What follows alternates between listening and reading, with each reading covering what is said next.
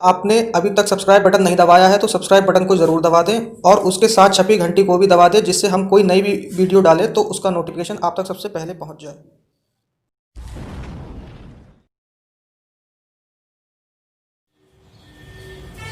Hello students, unique class में आपका स्वागत है। यहाँ यूनिक क्लास में आपको सीटेट, यूपीटेट, सुपरटेट और केवीएस की तैयारी कराई जा रही है, जिसमें हमने साइकोलॉजी के काफी हद तक टॉपिक अपने कंप्लीट कर लिए। आज हम आपके लिए बहुत ही इंपॉर्टेंट टॉपिक लेके आए हैं, जिसका नाम है आरटीई एक्ट 2009। ये एक ऐसा टॉपिक है जिससे हर टीचिंग एग्जाम में क्वेश्चन आता ही आता है 100%। तो अब ये आरटीई एक्ट 2009 कहता क्या है? ये बहुत सी बातें हैं और बहुत लंबा है ये आरटीई एक्ट, लेकिन जो यहाँ से क्वेश्चन बनता है हमारे लिए वो मेन पॉइंट्स, इन्हीं पॉइंटों में से क्वेश्चन बना है जो मैं आपके लिए लेकर आया हूँ। अगर आपने पूरा आरटीई एक्ट तैयार ना करके अगर इन्हीं मेन पॉइंट्स पर ही फोकस किया तो आपको बहुत से क्वेश्चन मिल जाएंगे ऐसे एज इट इज रखे हुए इसी में से ही। तो चलते हैं कि आरटीई की सबसे पहले बात करते हैं फुल फॉर्म क्या होती है। तो आरटीई का मतलब होता है राइट टू एजुकेशन, यानी कि शिक्षा का अधिकार।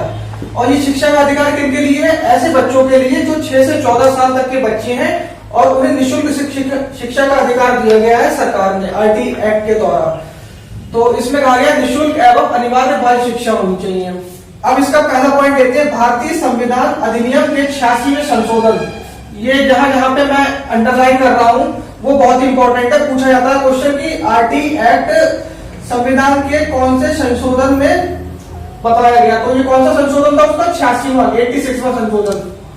और इस ये क्वेश्चन तो बहुत ही बार आया है कि ये कौन से अनुच्छेद पर ये पूछा जाता है कि कौन सा अनुच्छेद है जो 6 से 14 वर्ष के बच्चों के लिए शिक्षा अनिवार्य करता है। तो ये आर्टिकल 21A अनुच्छेद 21A।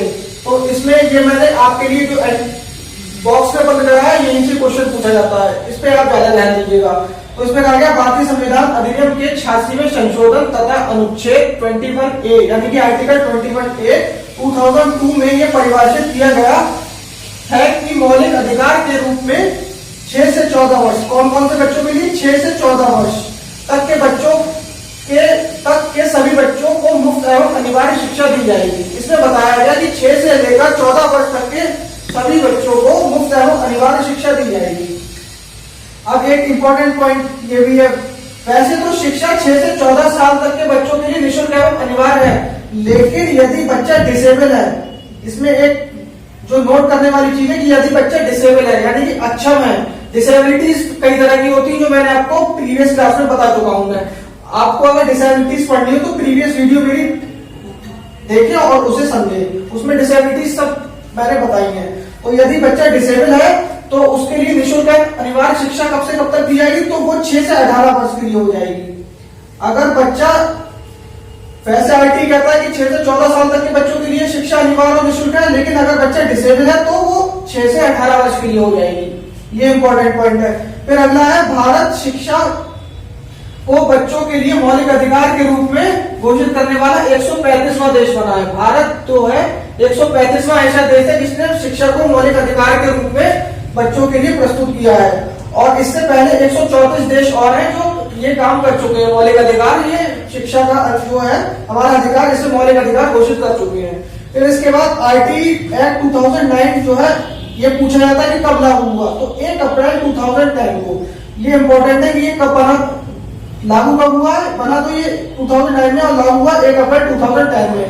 उसमें भी पहले जम्मू और कश्मीर जो था उसको छोड़कर ये पूरे भारत में लागू हुआ, लेकिन अब ये आज के टाइम में जम्मू कश्मीर में भी लागू है।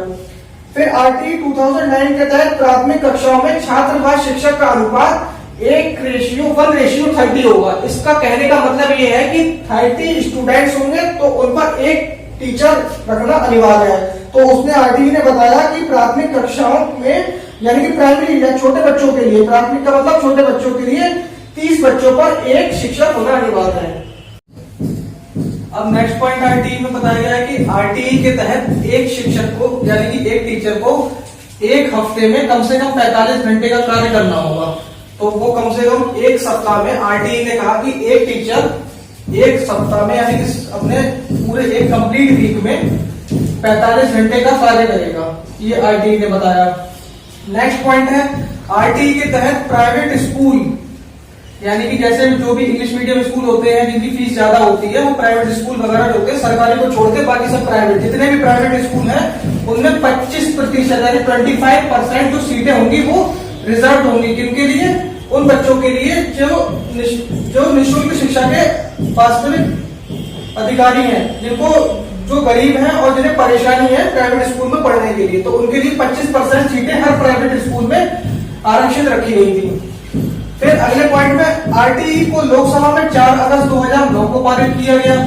आरटीई एक्ट लोकसभा में कब पारित हुआ? 4 अगस्त 2009 में। और राज्यसभा में पारित हुआ आरटीई का एक्ट वो 20 जुलाई 2009 में। तो इसको लोकसभा में पारित किया गया 4 अगस्त 2009 में और राज्यसभा में 20 जुलाई 2009 में। और आरटीई को राष्ट्रपति द्वारा मंजूरी कब मिली है? आरटीई एक्ट को राष्ट्रपति ने मंजूरी दी थी 26 अगस्त 2009 में। जब ये सब हो गया फिर उसके बाद ये 1 अप्रैल 2010 को पूरे भारतवर्ष में लागू हो गया। फिर उसके बाद नेक्स्ट पॉइंट में है आरटीई 2009 के अनुसार उच्च प्राथमिक स्तर। उच्च प्राथमिक स्तर का मतलब होता है कक्षा 6 से 8 तक के बच्चों वाला जो लेवल होता है। तो क्लास 6 से 8 को उच्च प्राथमिक स्तर यानी कि अपर प्राइमरी कहते हैं। तो उसमें कहा गया उच्च प्राथमिक स्तर कक्षा 6 से 8 के छात्रों के लिए शिक्षक और छात्र का अनुपात 35:1 यानी कि जो प्राइमरी थे छोटे बच्चों के लिए वो रेशियो था 30:1। ये प्राइमरी के लिए था। और जो उच्च प्राथमिक स्तर पर रेशियो रखा गया टीचर का वो ये अपर प्राइमरी पर रखा गया। तो ये क्या था? उच्च प्राथमिक स्तर पर 35:1 यानी कि कहने का मतलब ये है कि 30 बच्चों पर एक टीचर होना ही चाहिए।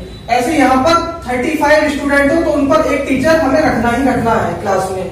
तो ये आरटीई कहता है। फिर आरटीई ने और क्या बातें बताई? आरटीई ने बताया कि यदि किसी प्राथमिक स्तर पर अगर बच्चे किसी भी स्कूल में प्राथमिक लेवल के बच्चे 150 यानी कि 150 से अधिक बच्चे हो जाते हैं किसी स्कूल में, तो वहां पर एक प्रिंसिपल की जरूरत होगी।